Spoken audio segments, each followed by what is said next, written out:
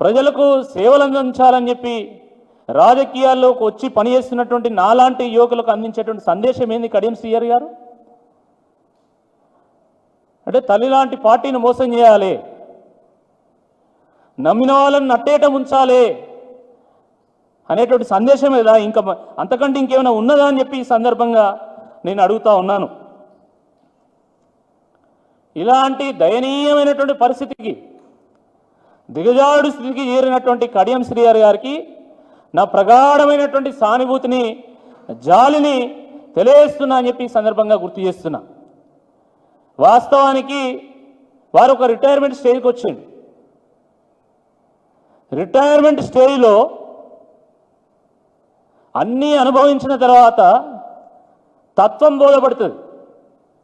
ఆ తత్వాన్ని నలుగురికి తెలియజేయాలనేటువంటి తపన సుదీర్ఘ రాజకీయ అనుభవం ఉన్నటువంటి నాయకుడికి ఉంటుంది. కానీ అవేవీ లేకుండా మీరు ఏ పార్టీలో ఉన్నారంటే నేను ఎక్కడున్నానో గక్కడనే ఉన్నా, ఇంతకంటే ఇజ్జత్ దక్క ముచ్చట ఇంకేమైనా ఉంటుందా? ఇంతకంటే దిగజాడుతనం ఏమైనా ఉంటుందా? ఓరుగల్లు పోరాటాల గడ్డ, పౌరుషాల గడ్డ, ఆ పోరాటాల గడ్డ మీద పుట్టినటువంటి కడియం శ్రీహరి గారు ఈరోజు ఓరుగల్లు పరువును తీసిండు. త్యాగాల గడ్డ మీద పుట్టి భోగాలు అనుభవించడానికి ఆయన అడ్డదారులు దొక్కిండు. నమ్మిన జనాన్ని, నమ్మిన పార్టీని నట్టేట ముంచిండు. కాబట్టి తప్పకుండా వారికి బుద్ధి చెప్పేటువంటి సమయం ఆసన్నమైంది. వారు స్వయంగా దీపాదాస్ మున్షి గారి సమక్షంలో కాంగ్రెస్ పార్టీలో చేరింది. వారు కండువా కప్పుకున్నటువంటి ఫోటోలు బయటకు వస్తే కూడా కాంగ్రెస్ పార్టీ వాళ్ళు ఎన్ని బొంకిల్లో అది మనందరం కూడా చూసినాం. స్వయంగా దీపాదాస్ మున్షి గారితో దిగినటువంటి ఫోటోలు మనకి ఈరోజు సోషల్ మీడియాలో దర్శనమిస్తున్నాయి. దాని తర్వాత వారు కడియం కావ్య గారి ఎన్నికల సందర్భంగా వారు బహిరంగ సభల్లో కడియం కావ్య గారి పక్కన నిల్చొని కాంగ్రెస్ పార్టీకి ఓటేయండి, హస్తం గుర్తుకు ఓటేయండి, చేతి గుర్తుకు ఓటేయండి అని చెప్పినటువంటి వీడియోలు ఉన్నాయి, ఫోటోలు ఉన్నాయి, ఇవన్నీ ఉన్నాయి. కానీ ఇన్ని జరిగితే నిర్ణయం తీసుకోవాల్సినటువంటి స్పీకరు మౌనంగా ఉంటాడు. పాపం ఆయనకి 10 మంది పార్టీ మారిన తర్వాత, కండువాలు కప్పుకొని ఫోటోలు దిగిన తర్వాత, ఆ ఫోటోలన్నీ సోషల్ మీడియాలో వైరల్ అయిన తర్వాత కూడా పాపం చాలా కన్ఫ్యూజ్ అవుతాడు ఇది స్పీకర్ గారు. ఆయనకి ఇంకా క్లారిటీ వస్తలేదు, వీళ్ళు పార్టీలు మారలేదా అని చెప్పి. అసలు 6 నెలలు, ఇప్పుడు సంవత్సరం పట్టింది ఆయనకు ఆ సందేహం తీరడానికి. స్పీకర్ గారికి ఒక ఏఐ స్పీకర్ ఒకటి ఇవ్వాల్సినటువంటి అవసరం ఉంది. ఎందుకని ఆయన ఇంటెలిజెన్స్ ఏందో ఈరోజు ప్రజలకు నిజంగా అనుమానం ఉన్నది. కాకపోతే ఏఐ స్పీకర్ ఇస్తేనన్నా ఆయనకు తత్వం ఏందో బోధపడుతుంది కావచ్చు అని చెప్పి చాలామంది మాట్లాడుకుంటున్నారు. కడియం అంటే ఒక కలుపు మొక్క. అలాంటి కలుపు మొక్కల మీద గడ్డి మందు కొట్టేటువంటి అవకాశం ఈరోజు గడ్డం ప్రసాద్ గారికి ఉన్నది. ఈ అవకాశాన్ని వాడుకొనైనా నేను రాజ్యాంగ ప్రతినిధిని, నేను రాజ్యాంగ స్ఫూర్తిని, రాజ్యాంగాన్ని కాపాడుతా అని చెప్పి రుజువు చేసుకోవాల్సినటువంటి అవసరం గడ్డం ప్రసాద్ గారి మీద ఉంది. ఇప్పటికైనా మారండి, ఇప్పటికైనా మీరు ధర్మం వైపు నిలబడండి. మీ వ్యవహారము, మీ ప్రభుత్వ వ్యవహారం చూసి ఈరోజు దేశం అంతా ముక్కున వేలు వేసుకునేటువంటి ఒక పరిస్థితి వచ్చింది.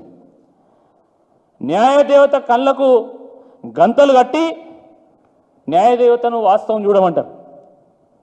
న్యాయదేవత 2 కాళ్ళు కట్టేసి న్యాయదేవతను ఉరకమంటారు. న్యాయదేవత మూతికి ప్లాస్టర్ వేసి న్యాయదేవత మాట్లాడాలంటారు. అది సాధ్యమవుతుందా అని నేను అడుగుతున్నా. ధర్మాన్ని కాపాడేటువంటి బాధ్యత మీ మీద లేదా అని అడుగుతున్నాం. ఇన్ని రోజులు అనేక డొంక తిరుగుడు సమాధానాలు చెప్పినటువంటి కాంగ్రెస్ పార్టీ నాయకులు ఈరోజు కడియం శ్రీహరి గారు ఇచ్చినటువంటి స్టేట్మెంట్ తర్వాత ఏం మాట్లాడతారు మీరు? ఆయన చాలా స్పష్టంగా నిన్న పెద్దపెండ్యాలలో రేవంత్ రెడ్డి గారు నన్ను ఆహ్వానించిల్లు, మీ అనుభవం మాకు అవసరము, మీరు కాంగ్రెస్ పార్టీలో చేరండి అని చెప్పారు అని చాలా స్పష్టంగా చెప్పిండు. మరి ఇప్పుడు మీరు కోర్టుకి ఏం సమాధానం చెప్తారు? సమాజానికి ఏం సమాధానం, తెలంగాణకి ఏం సమాధానం చెప్తారు? తెలంగాణ దేన్నైనా సహిస్తుంది, కానీ వంచనను ఎట్టి పరిస్థితుల్లో సహించదని ఈ సందర్భంగా గుర్తు చేస్తా ఉన్నాం. ఈ తెలంగాణ గడ్డ మీద పుట్టినటువంటి ప్రతి బిడ్డ డిఎన్ఏలో తెగింపు ఉంటుంది, త్యాగం ఉంటుంది. తప్పకుండా ఆ తెగింపుతోని స్టేషన్ గన్పూర్ ప్రజలు ఈరోజు తిరుగుబాటు చేయడానికి సిద్ధంగా ఉన్నారని ఈ సందర్భంగా గుర్తు చేస్తా ఉన్నాం. మళ్ళొకసారి ఈ పోరాటాల గడ్డ మీద ఇలాంటి కట్లపాములు పురుడు పోసుకోకుండా ధీటైనటువంటి సమాధానం చెప్పడానికి ఓరుగల్లు గడ్డ సిద్ధంగా ఉంది. అదేవిధంగా ఈరోజు మీ రాజకీయ దుర్బుద్ధికి శాశ్వత సమాధి కట్టడానికి కూడా ఈరోజు ప్రజలు సిద్ధంగా ఉన్నారు. కాంగ్రెస్ పార్టీ కార్యకర్తలకు కూడా మేము పిలుపునిస్తున్నాం. మీ దాంట్లో ఎంతోమంది సీనియర్లు ఉన్నారు. మీ కష్టార్జితం మూలాన ఈరోజు కాంగ్రెస్ పార్టీ అధికారంలోకి వచ్చింది.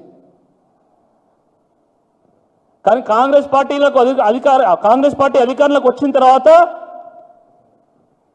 పదే పదే అధికార పార్టీలో చేరేటువంటి నైజం ఉన్నటువంటి కడియం శ్రీహరి గారు వచ్చి ఈరోజు మీ మీద పెత్తనం చేసేటువంటి ప్రయత్నం చేస్తూ ఉన్నారు. వాస్తవానికి నేను చెప్తా ఉన్నా, గత కొన్ని నెలలుగా వరంగల్ జిల్లాలో ఉన్నటువంటి కాంగ్రెస్ పార్టీ రాజకీయాలను చూస్తే ఈరోజు కాంగ్రెస్ పార్టీలో గెలిచినటువంటి ప్రతి ఒక్క ఎమ్మెల్యే ప్రత్యక్షంగానో పరోక్షంగానో ఈరోజు కడియం శ్రీహరిని ఓడగొట్టాలని కంకణం కట్టుకున్నది. ఈరోజు మరీ ముఖ్యంగా ఓరుగల్లు జిల్లాలో మంత్రిగా ఉన్నటువంటి కొండా సురేఖ గారు అయితే కంకణం కట్టుకున్నారు. కొండమురళి గారు కడియం శ్రీహరి గారి మీద ఏమేమి మాట్లాడుతున్నారు మీ అందరూ తెలుసు, నేను చెప్తే బాగుండదు. అందంగా కనబడడానికి కనుబొమ్మలు తీసుకున్నాడని కూడా మాట్లాడాడు. ఇంకా చాలా వ్యాఖ్యలు చేసిండు. నేను వాటి జోలికి ఓదలుచుకోలే, కానీ కడియం శ్రీహరిని ఓడగొట్టేటువంటి బాధ్యత కేవలం స్టేషన్ గన్పూర్ ప్రజలే కాదు, కాంగ్రెస్ పార్టీ కార్యకర్తలు కూడా తీసుకుంటారని ఈ సందర్భంగా హెచ్చరిస్తా ఉన్నాము. ఉద్యమానికి ఊపిరిదినటువంటి స్టేషన్ గన్పూర్ గడ్డ మీద ఏరేది గులాబీ జెండానే. నిన్న మొన్న కేటీఆర్ గారు చెప్పినట్టు ఈ వచ్చే బై ఎలక్షను తప్పకుండా కాంగ్రెస్ పార్టీకి బై చెప్పడానికే వస్తున్నది. ఈ కడియం శ్రీహరి అనేటువంటి కట్లపాముకు బుద్ధి చెప్పడానికే వస్తున్నాయని ఈ సందర్భంగా గుర్తు చేస్తున్నాం. ధన్యవాదాలు. ఏమైనా ప్రశ్న ఉంటే అడగచ్చు.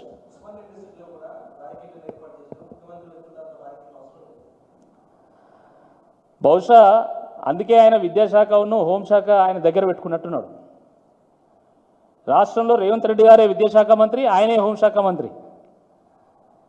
విద్యాశాఖ దగ్గర పెట్టుకొని ఈరోజు మొత్తం ప్రభుత్వ విద్యా వ్యవస్థను సర్వనాశనం చేసిండు.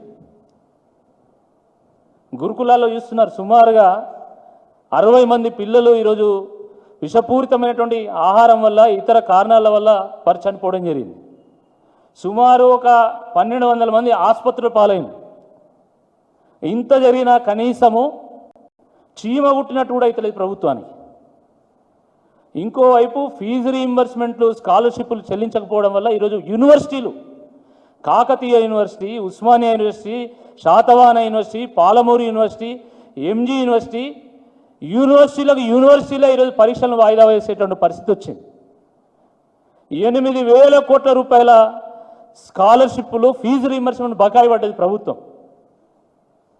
2 లక్షల ఉద్యోగాలు ఇస్తామన్నారు సంవత్సరంలో. ఇప్పటి వరకు కనీసం 10-12 వేల ఉద్యోగాలు కూడా వేయలే. కానీ తెల్లారు లేస్తే ఈరోజు 30,000 ఇచ్చినామని ఒక ఆయన, 40,000 ఇచ్చినామని ఇంకో ఆయన, 50,000 ఇచ్చినామని ఇంకో అతను, నేనేమైనా తక్కువ పోయినా అని చెప్పేసి ఆయన కాంగ్రెస్ పార్టీ అధ్యక్షులు మహేష్ గౌడ్ గారు 70,000 ఇచ్చినామంటారు. నిన్న పొన్నం ప్రభాకర్ గారు ఏకంగా 1,00,000 ఉద్యోగాలు ఇచ్చినామంటారు. వేలంపాట అయిపోయింది.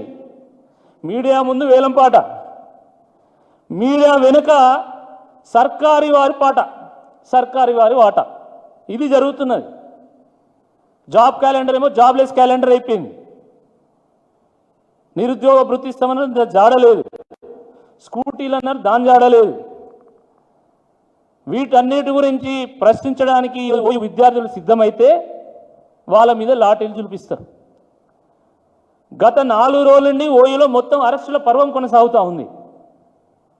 ఈ బ్యారికేడ్లతోని, మీ ఇనుప కంచెలతోని, పోలీసుల లాఠీలతోని, తూటాలతోని ఉద్యమాన్ని ఆపలేరు అనేటువంటి వాస్తవాన్ని గ్రహించాలా. పోలీసుల బలగాన్ని ప్రయోగించి మీరు విద్యార్థుల మీద మీరు అణిచివేత కనుక మీరు ప్రారంభిస్తే తప్పకుండా తిరుగుబాటు వస్తుందని చెప్పి ఈ సందర్భంగా గుర్తు చేస్తున్నాం. ఈ పోలీసుల లాఠీలకు, తూటాలకు భయపట్టోడు ఎవరు లేడు. ఇదే తెలంగాణ ఉద్యమంలో, ఇదే ఉస్మానియా యూనివర్సిటీలో ఏ రకంగా ప్రాణాలకు తెగించి విద్యార్థులు పోరాటం చేసిన మీ అందరూ కూడా తెలుసు. కాబట్టి అలాంటి ఓయూకు రావడాన్ని మేము స్వాగతిస్తాం తప్పకుండా. ఒక ముఖ్యమంత్రిగా ఆయన ఎక్కడైనా తిరగొచ్చు, ఆ స్వేచ్ఛ ఉంది. కానీ మీరు ఇచ్చినటువంటి హామీలను నెరవేర్చి ఓయూ గడ్డ మీద అడుగు పెట్టాలని చెప్పి డిమాండ్ చేసినటువంటి విద్యార్థుల డిమాండ్లో నిజాయితీ ఉంది. కాబట్టి వాటిని నెరవేర్చి మీరు అడుగు పెట్టాలి. ఆ రోజు మీరేమన్నారు? కేసీఆర్ గారి హయాంలో ఇనుప కంచెలు ఉన్నాయన్నారు. మరి ఈరోజు మీరు ఏం చేస్తున్నారు? చెప్పేమో నీతులు, చేసేమో ఈ పనులు. కాబట్టి వెంటనే నిన్న రాత్రి నుండి అరెస్ట్ చేసినటువంటి విద్యార్థులను వెంటనే రిలీజ్ చేయాలా. ఓయూ విద్యార్థి లోకానికి క్షమాపణ చెప్పాలి. మీరిచ్చినటువంటి హామీలు ఎప్పటిలోగా నెరవేరుస్తారో చెప్పాల్సిందే. ఈ సందర్భంగా మేము బీఆర్ఎస్ పార్టీ పక్షాన్ని డిమాండ్ చేస్తున్నాం.